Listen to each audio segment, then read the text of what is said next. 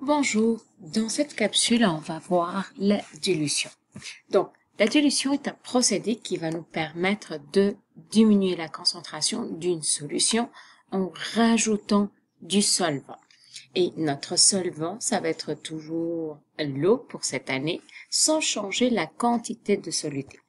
Donc, si je regarde ma solution de départ ici, et si je me base que la couleur, elle est associée à la quantité de soluté qu'il est présent, on voit que, en se déplaçant, ma concentration devient de plus en plus faible et je peux l'observer en regardant la couleur ici. Donc, pour faire une dilution, comment ça va fonctionner? Donc, première chose, j'ai besoin de partir d'une solution très concentrée. Et à partir d'aujourd'hui, on va utiliser aussi les indices 1 et 2.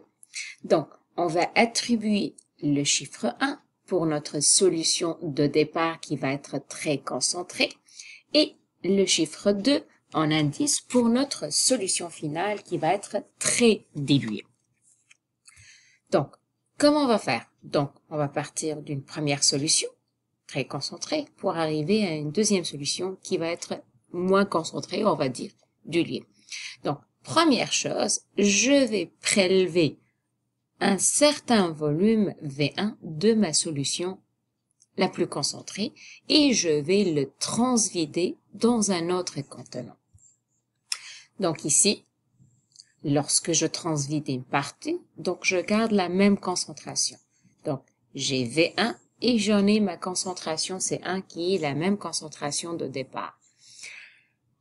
Rappelle-toi, je dilue une concentration. Donc je serai capable d'utiliser la formule de la concentration.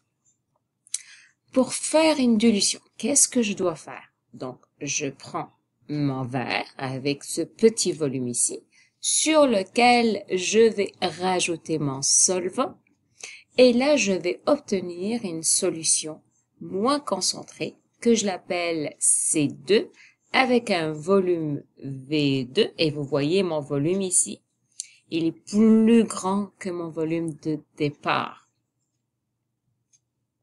Donc, si on essaie de voir qu'est-ce qui se passe durant une dilution.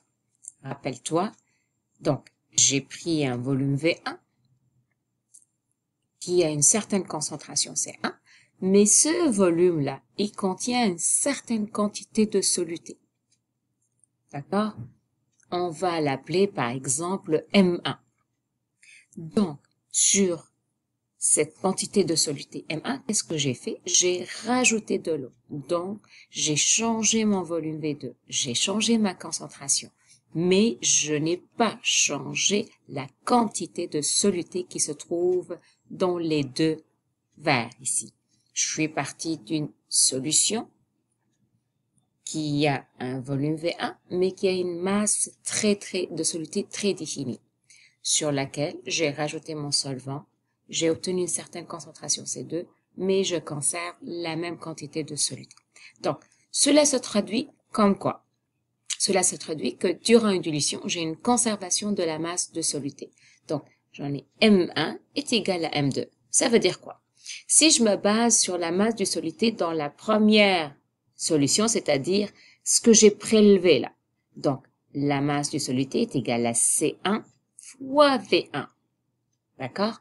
Comme c'est la même masse, d'accord, est égal à quoi? Est égal à C2 fois V2.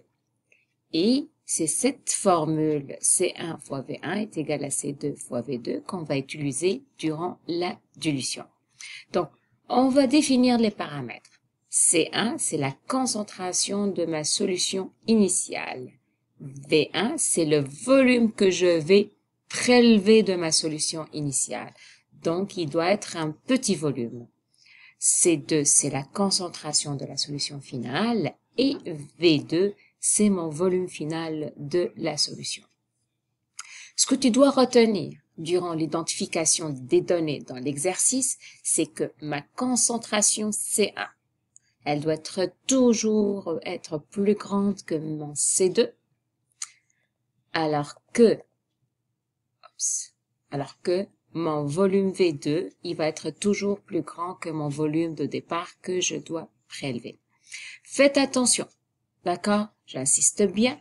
Mon volume V1, il va être différent du volume de la solution parce que on va l'appeler généralement le volume de départ, le volume V. Donc, moi, je vais pas prendre tout le verre et sur lequel je vais rajouter de l'eau, mais par contre, je vais prélever un petit volume V1 sur lequel je vais ajouter mon solvant.